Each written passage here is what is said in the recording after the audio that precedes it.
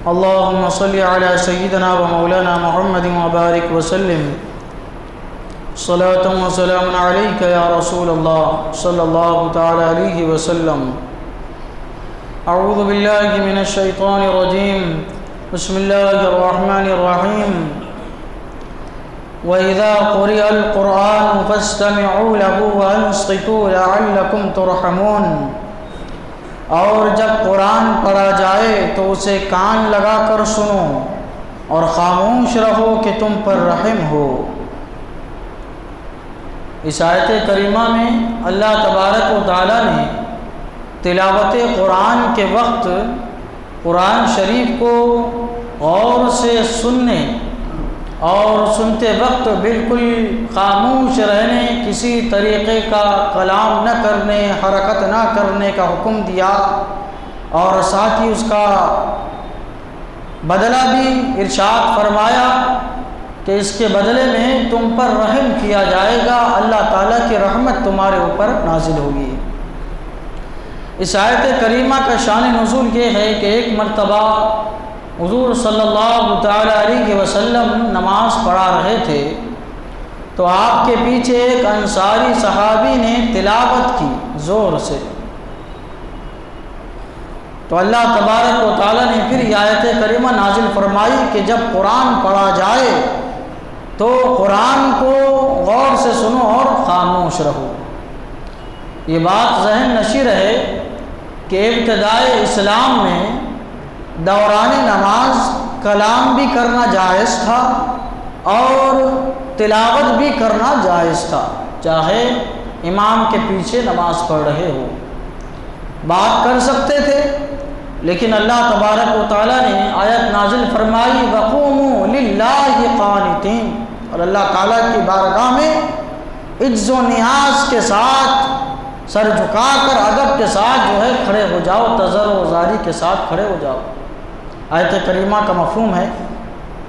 تو جب یہ آیت کریمہ نازل ہوئی تو نماز میں کلام کو، بات چیت کرنے کو بند کر دیا گیا اس کے ذریعے.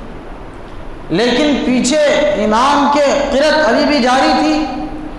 تو جیسا ابھی میں نے بتایا جب یہ واقعہ رونما ہوا، یہ آیت کریمہ نازل ہوئی، اب امام نماز میں امام کے پیچھے قرأت کرنا بھی بند کر دیا گیا، یہ آیت کریمہ سے بند ہو گیا. اللہ تبارک و تعالیٰ فرماتا ہے کہ جب قرآن پڑھا جائے وَإِذَا قُرِئَ الْقُرْآنُ، اور جب قرآن پڑھا جائے. آیت کریمہ نازل تو اس وقت ہوئی تھی کہ جب ایک صحابی نے نماز کی حالت میں مقتدی ہونے کی حیثیت سے قرأت کی تھی، مگر یہ جو حکم اللہ تعالیٰ نے ارشاد فرمایا وہ نماز کی حد تک نہیں ہے بلکہ عام ہے. اللہ تعالیٰ نے عام حکم فرمایا، خالی نماز ہی نہیں.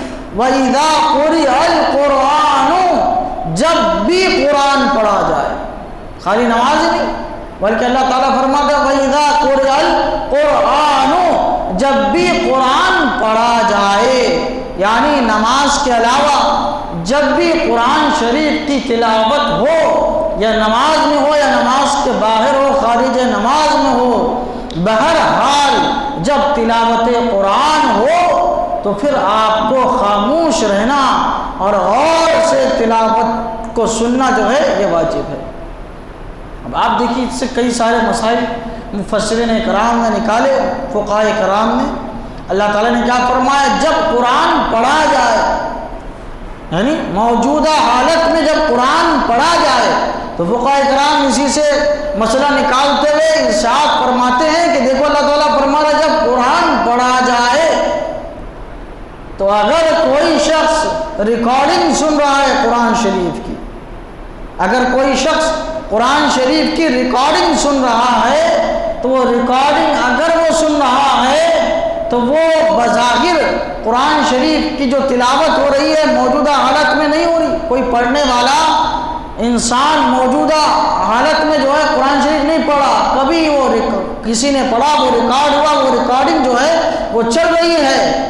تو وہ ریکارڈنگ جو چل رہی ہے وہ ریکارڈنگ کو غور سے سننا، اس کے وقت خاموش رہنا یہ واجب نہیں ہے۔ یہی وجہ ہے کہ جب ریکارڈنگ چل رہی ہے قرآن شریف کا، ہم موبائل میں سن رہے ہیں یا کسی میں سن رہے ہیں، آیت سجدہ اس میں آ گئی تو سجدہ کرنا بھی ہمارے اوپر واجب نہیں ہے۔ اللہ تعالیٰ نے کیا فرمایا، جب قرآن پڑھا جائے، یعنی جب قرآن پڑھنا ثواب کی نیت سے ہو تب آپ کو خاموش رہنا، بغور تلاوت سننا واجب ہے۔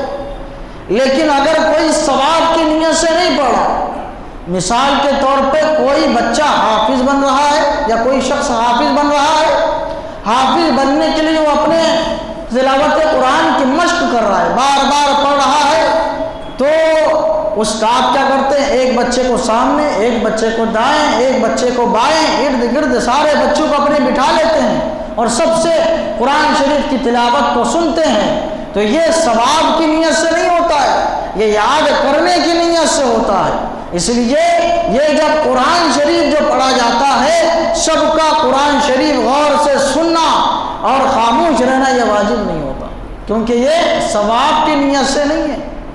اسی طرح کوئی بھکاری ہے، وہ قرآن شریف پڑھ رہا ہے اور قرآن شریف پڑھتے ہوئے بھیک مانگ رہا ہے کہ میں قرآن پڑھوں گا تو مجھے بھیک زیادہ ملے گی، تو بھی اس کے قرآن شریف کو سننا واجب نہیں ہے۔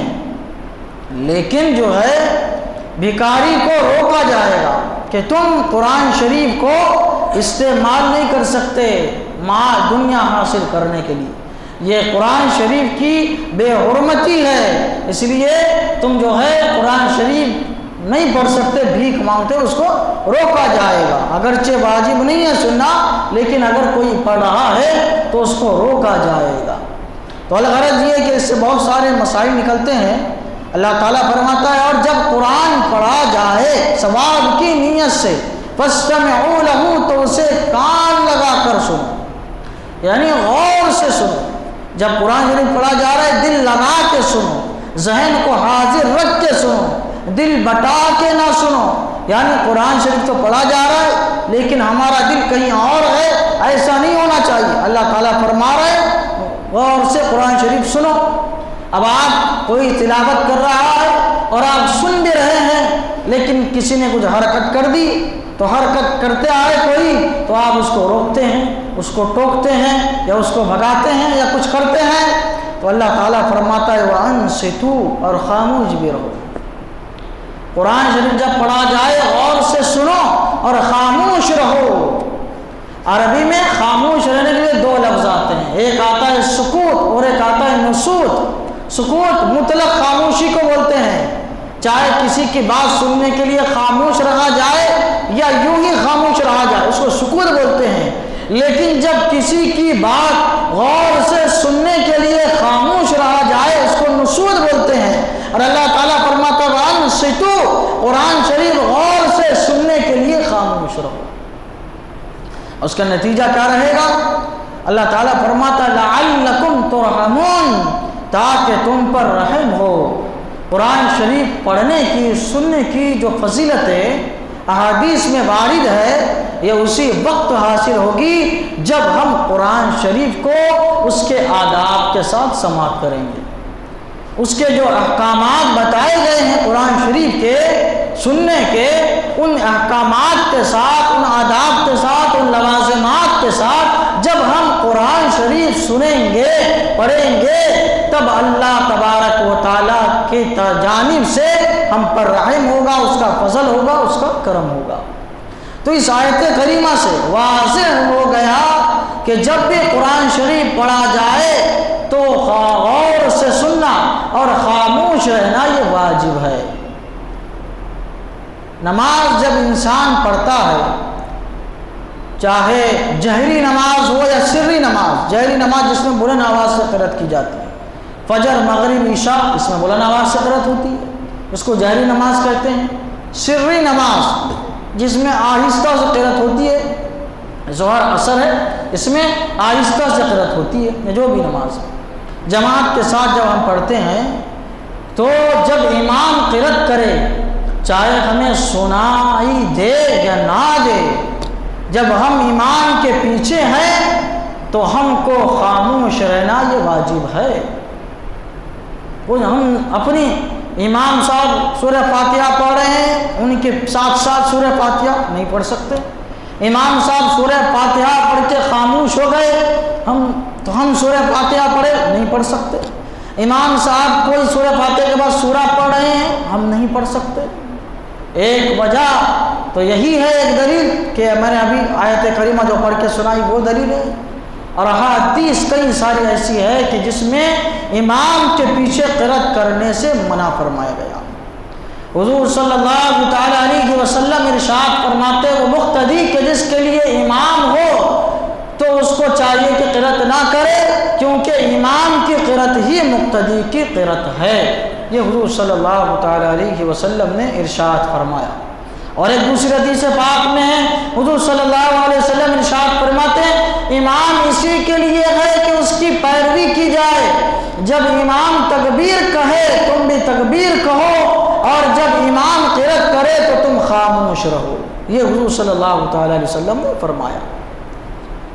اور ایک مرتبہ حضور صلی اللہ تعالی علیہ وسلم کے پیچھے کسی نے قرأت کی، سوال ہوا، حضور صلی اللہ تعالی علیہ وسلم نے ارشاد فرمایا تم قرآن کے بارے میں مجھ سے کیوں جھگڑتے ہو؟ یعنی جب منع کر دیا گیا کہ جب قرآن کی تلاوت کی جائے اور نماز میں خاص طور سے امام کے پیچھے قرأت نہیں کرنا ہے تو تم اس کے بارے میں مجھ سے کیوں جھگڑتے ہو؟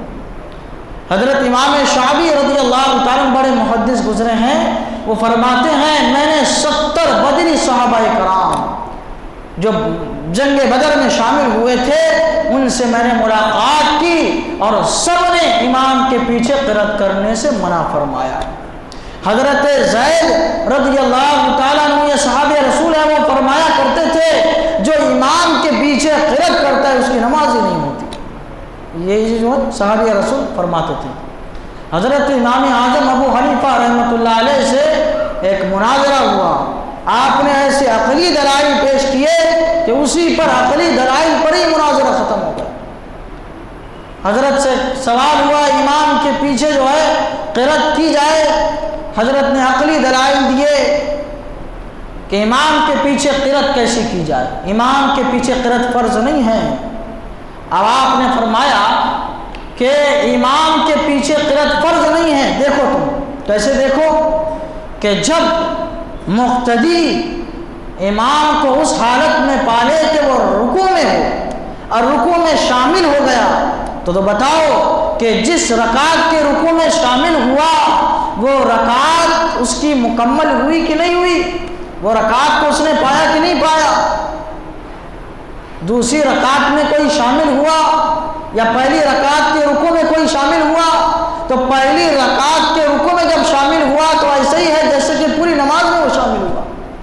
دوسری رکعت کے رکوع میں کوئی شامل ہوا تو ایسا ہے جیسا کہ دوسری رکعت اس نے پا لیا۔ تو حضرت امام فرماتے ہیں کہ اگر قرأت فرض ہوتی تو کہا جاتا کہ اس کی قرأت چھوٹ گئی جو نماز میں فرض ہے، جو نماز میں فرض ہے، لہٰذا یہ اس کی رکعت نہیں ملی، اس کی رکعت اس کو اب پھر سے پڑھنا پڑے گا۔ حیران و شزدر، یہ اتنی عقلی دلیل بہترین دلیل ہے۔ حضرت امام اعظم ابو حنیفہ رحمۃ اللہ علیہ فرماتے ہیں اگر کہ حضرت علامہ مفسر جو ہے نعیم الدین مراد آبادی رحمۃ اللہ علیہ فرماتے ہیں کہ اگر امام کے پیچھے قرأت کرنا ہو، سورہ فاتحہ پڑھنا ہو تو مقتدی سورہ فاتحہ پڑھ رہا ہے اور امام سورہ فاتحہ پڑھ کے رکوع میں چلا گیا تو مقتدی کیا کرے گا؟ کیونکہ حضور صلی اللہ علیہ وسلم نے فرمایا امام اسی لیے ہے کہ اس کی پیروی کی جائے۔ اب کیا کرے گا مقتدی؟ سورہ فاتحہ پڑھے گا کہ امام کے ساتھ رکوع کرے گا؟ اور آپ نے فرمایا کہ دیکھو جب بادشاہ کے دربار میں ایک وقت جاتا ہے، چند لوگ مل کے جب جاتے ہیں تو بادشاہ کے بارگاہ میں آداب سب بجا لاتے ہیں، ادب سب بجا لاتے ہیں، لیکن ان کی نمائندگی عرض و معروض جو چیز بادشاہ کے سامنے رکھنی ہوتی ہے ایک شخص رکھتا ہے، سب نہیں رکھتے، سب نہیں بول پڑتے ایک ساتھ، بلکہ ایک ہی شخص سب کی طرف سے اپنی بات جو ہے رکھتا ہے۔ تو اللہ تبارک و تعالیٰ کی بارگاہ میں لوگ جماعت کی شکل میں حاضری دیتے ہیں، تو ادب تو سب بجا لاتے ہیں، قیام کی شکل میں، رکوع کی شکل میں، سجدے کی شکل میں ادب تو سب بجا لاتے ہیں، لیکن جب عرض و معروض کرنا ہوتا ہے تو ایک ہی کرتا ہے، وہ ہے امام، کرتا ہے، سب نہیں کرتا۔ تو اسی لیے امام کے پیچھے جو ہے جب بھی نماز پڑھی جائے گی، امام کے پیچھے چاہے جہری ہو چاہے سری ہو، اس کے پیچھے قرأت نہیں کی جائے گی، مکروہ ہے، تحریمی ہے۔ اللہ تبارک و تعالیٰ کی بارگاہ میں دعا ہے قرآن شریف سیکھنے سمجھنے اور اس کے مطابق ہم سب کو اپنی زندگی گزارنے کی توفیق عطا فرمائے۔